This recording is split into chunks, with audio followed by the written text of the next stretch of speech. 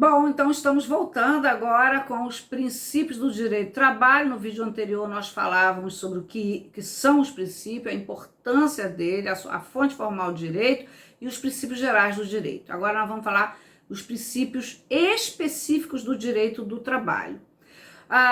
É importante notar que o próprio artigo 8º da CLT vai nos dizer que são fonte que as autoridades administrativas e a Justiça do Trabalho, na falta de disposições legais ou contratuais, vão decidir, conforme o caso, pela jurisprudência, pela analogia, por equidade e outros princípios gerais do direito. Então, os princípios eles já estão ali no artigo 8º da CLT. Vamos lembrar que esse artigo 8º aí, ele teve umas alterações aí com a lei 13.467, umas mudanças aí tentando, como eu digo, dar uma mordaça no judiciário trabalhista. Mas, de qualquer forma, ali estabelece que os princípios são importantes.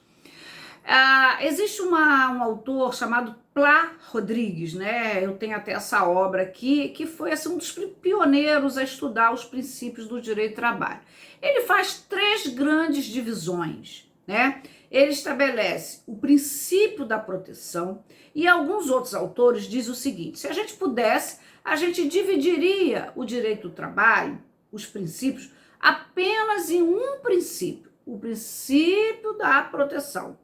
Porque todo mais, irrenunciabilidade, princípio da verdade real, vão ser subdivisões desse princípio maior, que é o princípio protetor, que está espraiado, que está informando todas as diversas normas do direito material e do direito processual.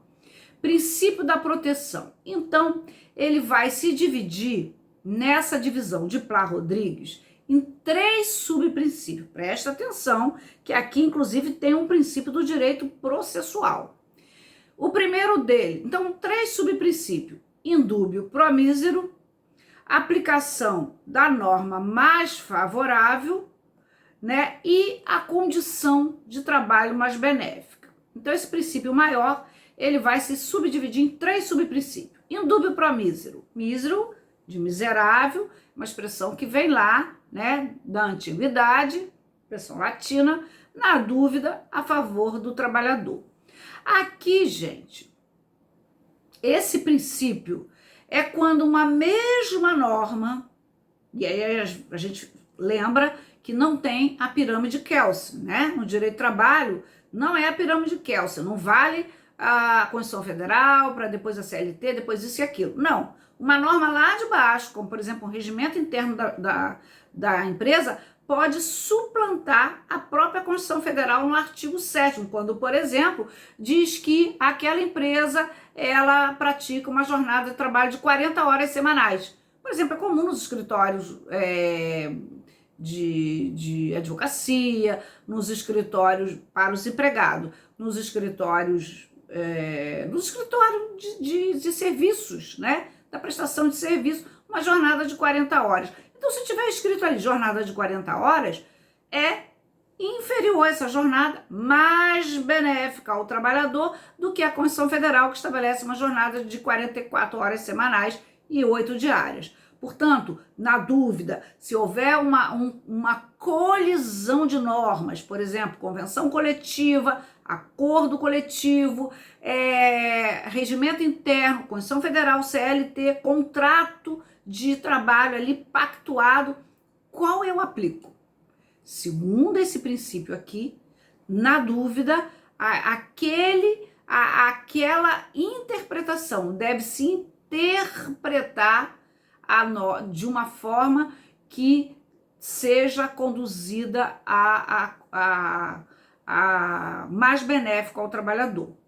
Isso daqui, a gente acha até isso aqui no artigo 477, parágrafo 1º, que ele é bem orientador do direito do trabalho, porque ele é para compensar as desigualdades econômicas e as fraquezas dos empregados, né, para evitar os excessos.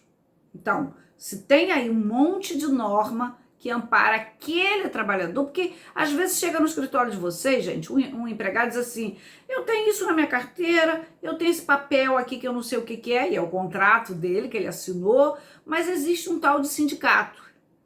Então o trabalhador diz assim, mas eu não sei de onde isso.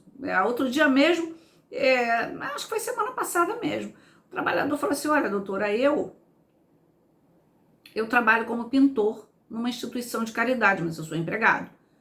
E eu queria saber se eu tenho direito ao salário de pintor da construção civil. Baixei aqui na internet, eu atendi ele à distância, procurei, como eu estou fazendo aqui, né, com 3 equipamentos, e eu baixei aqui a norma coletiva. E a norma coletiva da categoria dizia assim, indústria da construção civil. E eu disse para ele, olha, você não é da indústria da construção civil, nós precisamos achar qual é a norma, porque o salário dele estava de R$ 1.200 e a gente sabe que pintores, carpinteiros, pedreiros, eles têm um salário bem mais alto do que isso, porque eles têm um salário semanal, né, e às vezes ou paga semanalmente, mas eles têm um salário mês bem mais alto do que o mínimo, ou de que outras categorias. E aí, a primeira coisa que eu disse para ele, essa norma não te atende, porque você não é da indústria da construção civil. Não é o caso da indústria da construção civil. E aí a gente foi tateando para achar uma norma dele, e eu não achei. Então, nesse conjunto de normas, mas por que não aplica essa? Por que na dúvida não se interpreta essa? Porque aí a gente vai achar aqui uma outra, um outro princípio que é aplicação da norma mais favorável, que também inverte a pirâmide Kelsen. Então, eu posso aplicar essa norma coletiva do Sindicato dos Trabalhadores da Indústria da Construção Civil para esse meu cliente? Tá lá, a gente está estudando o caso dele. Não posso, porque ele não faz parte da indústria da construção civil. Ele trabalha como pintor numa instituição de caridade, que inclusive é a APAI, trabalha lá há vários anos, fazendo manutenção da APAI, de uma certa cidade, e que ele não é da indústria. Ele não trabalha construindo prédio para vender, minha gente. Ele não trabalha construindo prédios residenciais, ele não trabalha construindo galpões, ele não é dessa categoria. Então, mas como que eu sei qual é a norma mais favorável? Se eu tenho o regimento interno, a norma coletiva do sindicato, seja acordo ou seja convenção, se eu tenho o contrato do empregado, qual que eu vou aplicar? Eu vou aplicar a norma mais benéfica. Nisso aqui, a gente precisa trazer, mas isso aí requer uma aula inteira sobre isso, a questão da teoria. Bom, se eu tenho um acordo firmado entre 2 empresas, a empresa e o sindicato, e se eu tenho uma convenção entre 2 sindicatos, qual que eu vou aplicar? A gente se explica isso através de 2 teorias, da conglomeração, que aplica o conteúdo todo, ou você escolhe uma, você escolhe outra, ou a gente usa também da acumulação ou atomista, que é aquela que é mais conveniente. Bom, eu tiro hora extra dessa, eu tiro o salário dessa, eu tiro o benefício, sei lá, de férias dessa aqui, né? Então eu vou pegando partes e partes das melhores. Bom, aí o juiz vai dizer, ele vai interpretar segundo essas normas. É claro que a empresa vai puxar a brasa para a sardinha dela numa defesa e vai dizer assim, ele quer o melhor dos mundos. Ele tem que escolher. Qual norma coletiva que ele quer? O acordo ou a convenção? Ou ele quer o regimento interno que também prevê hora extra, mas que tem uma outra condição que não é tão benéfica? Entenderam? Bom, a Lei 13.467 de 2017, chamada Reforma Trabalhista, para mim, uma deforma, ela vai trazer no seu artigo 611-A e parágrafo a figura do negociado versus legislado, né? E que vai dizer, olha onde eu digo que é a mordaça do judiciário, no parágrafo 3º do artigo 8º da CLT, ela alterou, ela trouxe esse parágrafo para dizer o seguinte, o juiz não pode se meter se esse negociado, se esse legislado aí, ou seja, essa norma coletiva que vai surgir dessa negociação do sindicato, mesmo que ela seja prejudicial ao trabalhador em relação à lei, é ela que vai se aplicar. Porque há uma supremacia do negociado em cima do legislado. E o artigo 8º da CLT, que vem sofrendo muitas críticas, inclusive por mim, em diversos debates que eu faço e até textos, como assim? Então o juiz não pode ir lá olhar que nessa norma coletiva resultante desse negociado, ele não tem nenhuma compensação. Porque, por exemplo, quando o empregador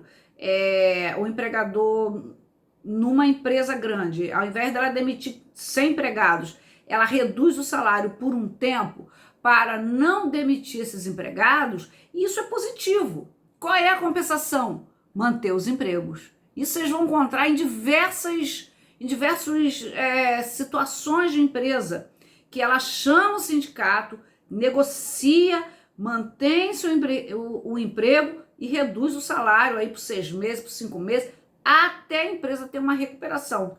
Mas isso tem uma contraprestação. Qual é a contraprestação? Manutenção e garantia dos empregos, de todos. E esse negociado versus legislado, ele transfere para o sindicato essa possibilidade de se negociar cláusulas que não sejam mais benéficas para o trabalhador. E mesmo que elas não sejam mais benéficas para o trabalhador, o juiz não pode anular essa cláusula. Ele não pode dizer assim, não, mas peraí, não tem nada aqui de bom para o trabalhador, né? Então, isso é outra questão que é muito importante a gente estar antenado, extremamente importante estar antenado. Bom, tudo bem, gente? Até aí tudo bem? Vejam que essa subdivisão do princípio é extremamente importante. Tudo bem até aí, né? Podemos seguir aí.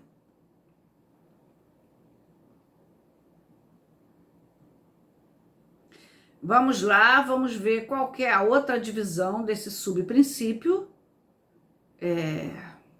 do direito do trabalho.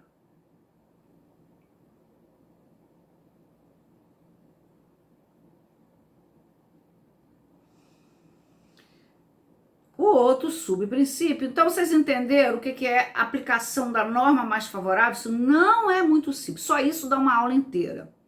E a condição mais benéfica, o terceiro subprincípio que, segundo Plá Rodrigues, se divide aí a partir do princípio geral do direito. Esse subprincípio, gente, ele tem a ver com... Esse subprincípio, ele tem a ver aí com ele tem a ver com a condição de trabalho. Qual é a condição de trabalho mais benéfica para o trabalhador? Qual é a condição de trabalho mais benéfica para o trabalhador? A condição de trabalho. A condição de trabalho. E a gente vai encontrar o artigo 468, o artigo 9º. Bom, aí precisa uma explicação. As condições de trabalho, ela deve ser mais benéfica, mas existe alguma circunstância em que, mesmo que a condição tenha perda material, ela é lícita. E aí a gente já está falando de alterações no contrato de emprego. Por exemplo, eu posso transferir um empregado do dia para a noite? Não é uma condição de trabalho mais benéfica. Ele vai ter que concordar, vai ter que pagar esse plus. Se ele não concordar, isso não vai poder ser possível. E mesmo assim, tem que haver a real necessidade de serviço. Agora, no sentido contrário, tirar o empregado da noite para o dia, ele vai perder o adicional noturno, mas é uma condição de trabalho mais benéfica. Suprimir as horas extraordinárias, o empregado que trabalha sempre ganhando 2 horas extras dia, já a empresa de repente diz assim, não tem mais hora extra, ele vai ter uma perda material, mas a condição é mais benéfica, a condição de saúde, condição de bem-estar dele. Assim também a insalubridade e a periculosidade, quando as condições de ambiente não tem mais, não oferece mais as condições insalubre, insalubres ou perigosa, e que isso é retirado, esse trabalhador, esse empregador tem direito de suprimir a hora extra. Desculpa, suprimir a hora extra não, tem direito de suprimir as horas de, tem direito de suprimir as horas de correspondente ao adicional noturno. Muito bem. Muito bem. De qualquer forma, gente, vocês podem ouvir, voltar a esse ponto, né? Tudo bem até aí? Voltamos, né? Então, vamos ver. Então, nós falamos, então, desse princípio geral da proteção. O que nós falamos? Nós falamos do princípio geral, que se divide no indúbio pro mísero, que se divide na aplicação da norma mais favorável. Esse aqui é um ponto muito importante dessa aula. Sugiro que a gente até desdobre isso e faça depois uma aula só sobre isso. E da condição de trabalho mais benéfica. Essa condição de trabalho mais benéfica é muito importante porque ela desafia um outro princípio que a gente vai falar aqui depois, que é o princípio da primazia da realidade. E aqui vamos falar de um outro princípio, irrenunciabilidade de direitos. Gente, esse princípio, ele está previsto aí no artigo 468, no artigo 404, sempre vamos invocar o artigo 9º da CLT, que diz assim para qualquer hipótese, toda vez que tentar se encobrir, evitar ou praticar algum ato que vise a impedir a aplicação correta dessa legislação, CLT, essa prática é nula de pleno direito. Então, por exemplo, o empregado não pode abrir mão das férias dele. Então, ele assina o recibo de férias, jamais usufrui, ele goza dessas férias, mas ele assinou. Ele não pode renunciar. Bom, mas e aí? Ele assinou, como é que vai provar que ele tirou, que ele não tirou? Prova, eu ganhei uma agora, inclusive uma ação do Rio. Eu ganhei. Qual prova que eu fiz? A testemunha disse que todo dia que chegava para trabalhar, ele trabalhou um ano e meio. A empresa disse que pagou férias. Todo dia que chegava para trabalhar, ele estava lá. Eu usei duas testemunhas. Todo dia que chegava lá para trabalhar, todo dia que chegava lá para trabalhar, ele estava trabalhando. Que nunca viu ele se afastar por mais do que 2 ou 3 dias. Oi. Vamos fechar o microfone para poder... Todo dia que chegava para trabalhar, ele estava lá. Então, eu consegui provar. Princípio aí de que ele efetivamente ele não usufruiu as férias dele, ok? Então, ele não usufruiu as férias dele. Então, o princípio da irrenunciabilidade. O empregado não pode usufruir férias, não pode abrir mão de salário, não pode abrir mão de, por exemplo, transações que lhe sejam prejudiciais. Claro que aqui a gente volta a dizer, veio o artigo, a lei 13.467, que trouxe aí bastante prejuízo para esse empregado.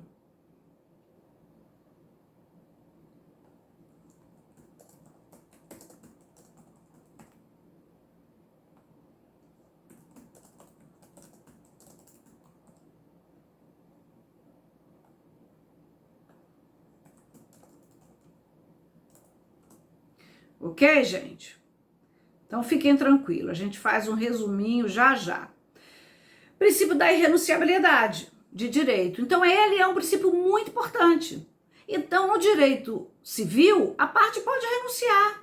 Renunciar a receber uma prestação, pode renunciar a algum direito, enfim, pode fazer renúncias de valores. No direito do trabalho, isso não é possível. Não renuncia a férias, não renuncia 13º, não se renuncia a salário, não se renuncia à proteção da jornada, não se renuncia ao direito de ter um ambiente de trabalho salubre, sem perigo, nada disso se renuncia.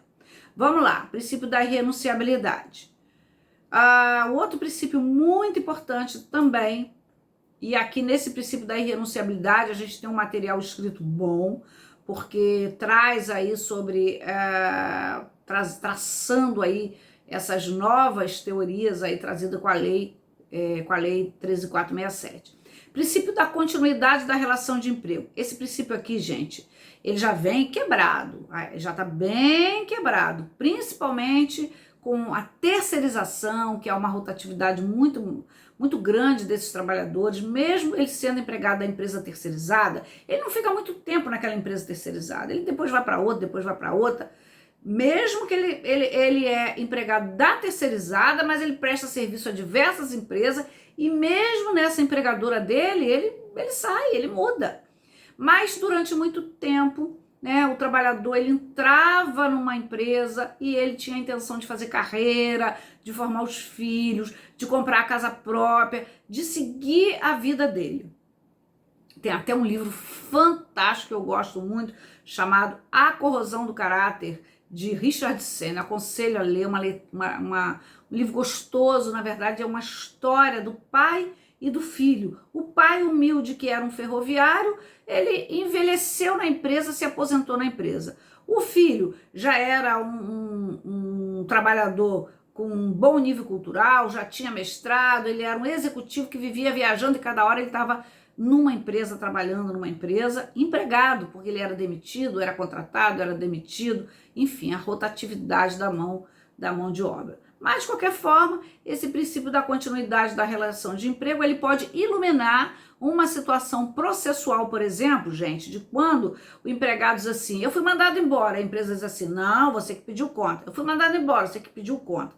É claro, quem manda embora deve documentar. Quem pede conta deve documentar também, mas às vezes isso fica aí solto, perdido no ar. Então, até provar que nariz de porco não é tomada, vamos utilizar esse velho princípio aí, já quebrantado pela reforma trabalhista, que é o princípio da continuidade da relação de emprego. Um princípio importantíssimo do direito do trabalho, gente, presta atenção, importantíssimo do direito do trabalho, que é a primazia da realidade. Princípio da primazia da realidade. O que é princípio da primazia da realidade? Eu costumo brincar dizendo assim, direito do trabalho não é jogo de bicho, não vale o que está escrito. Então, eu volta e meia tô assim, as turras para mostrar que aquele empregado não era gerente, estava rotulado de gerente, estava rotulado de chefe de setor, mas ele não tinha poder de mando, ele não podia contratar, ele não podia dispensar, ele não podia tomar decisões importantes da empresa. E por que ele estava rotulado de gerente? Para ganhar status? Empregado gosta de status, sim, gosta de se sentir digno, mas, gente, empregado gosta de dinheiro no bolso, concorda? Concorda? Então, se ele é rotulado de gerente, não tem nenhum destaque salarial para isso, nenhum destaque em relação aos demais empregados. Isso, o que ele tem é ficar ao desamparo da proteção da jornada, conforme artigo 62 da CLT, o que vai acontecer? Princípio da primazia da realidade. Olha o artigo 9º aí sendo muito importante. A súmula 301 do Tribunal Superior do Trabalho também é extremamente importante. Por quê? Porque vai dizer o seguinte, não vale o que está escrito.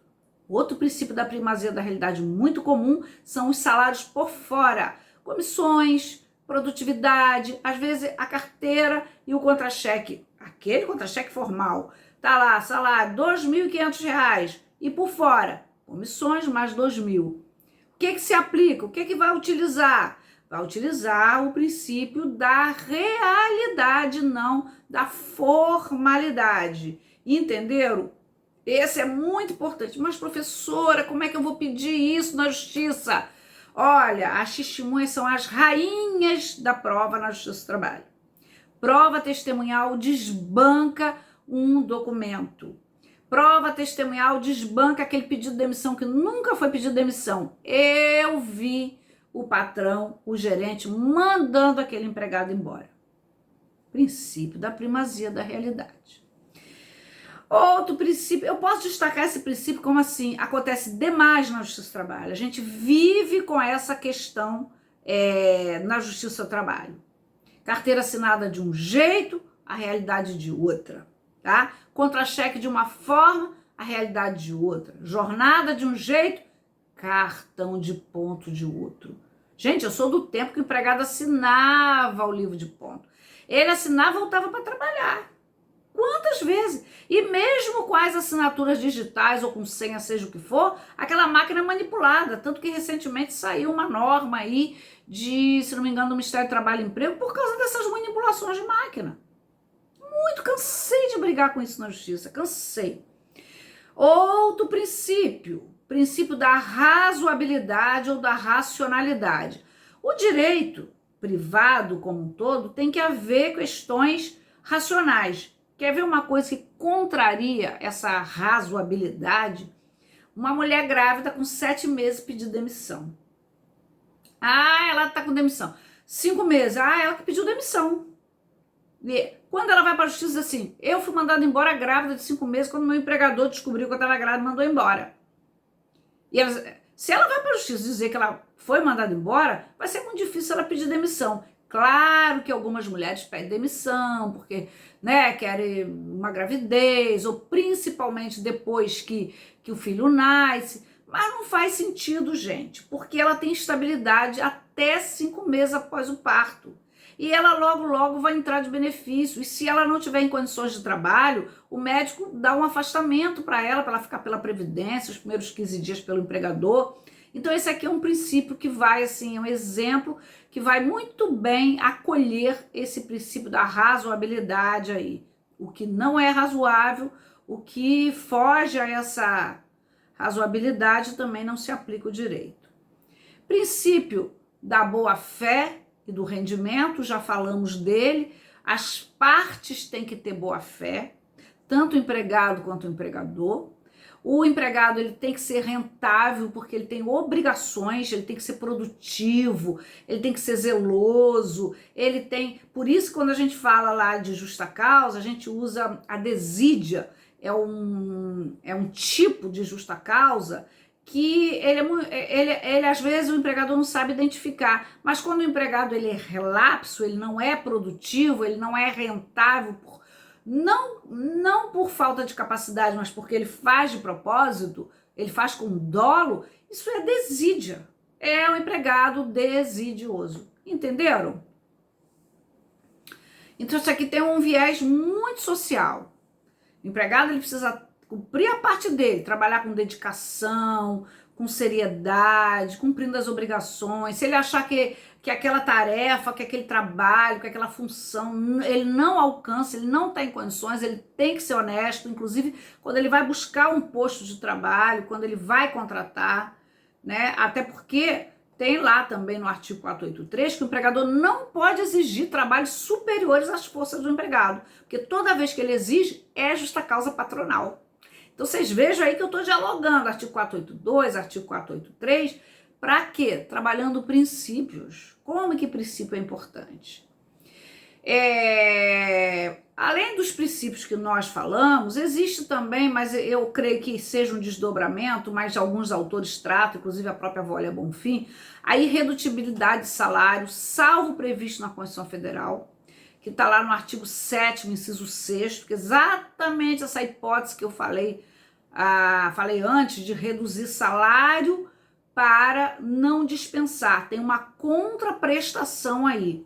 E agora, nesse período de pandemia, a lei 14.020,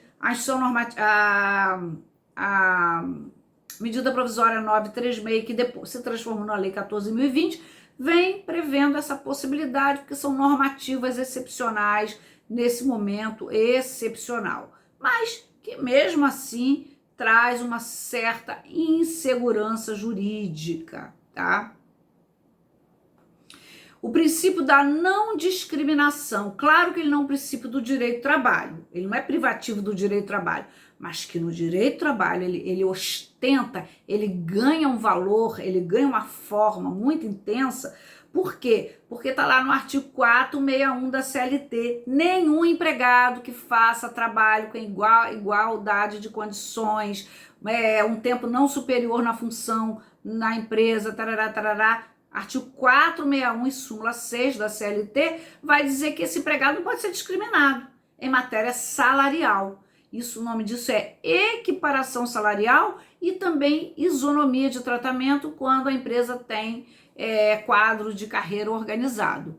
Então vejam como que esse princípio também está ali com seus tentáculos em um dispositivo. Esse artigo 461 é muito importante, mas ele não é fácil de interpretar.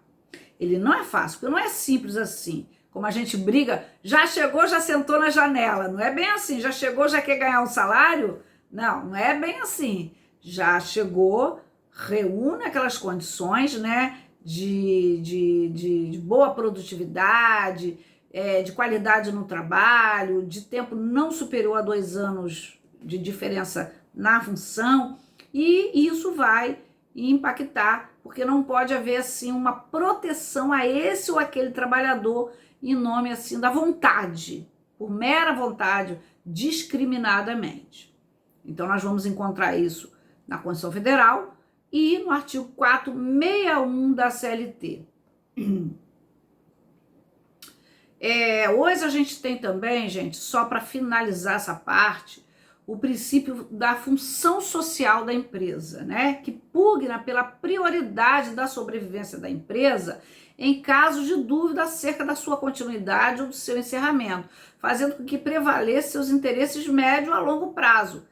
A lei de recuperação judicial. É uma lei de recuperação judicial que, embora seja para manutenção da empresa, que também mantém os empregos, ela, na verdade, ela protege os empregos, mas aqueles créditos anteriores vão entrar aí na política da recuperação social da empresa, da recuperação judicial. Por quê? Porque a empresa ela tem uma função social. E a função social dela, claro que é empregar, porque o emprego, como eu sempre digo, né, é aquela capital do trabalho, é a mola que move a sociedade. Bom, gente, com isso nós encerramos, né, os princípios específicos do direito do trabalho. Mas assim, só para fechar mesmo, fechando mesmo a aula, depois eu faço um resuminho, existem os princípios constitucionais do direito do trabalho. Princípio contra a despedida arbitrária, a garantia do salário mínimo, irredutibilidade salarial, proteção do mercado de trabalho da mulher, reconhecimento das convenções coletivas, proteção em face da automação, isonomia salarial e de tratamento, não discriminação, a gente já falou de alguns, proteção ao trabalho infantil, proteção contra acidentes de trabalho, né? Direito sindical, direito de greve, são assim princípios constitucionais que estão lá, principalmente no artigo 7º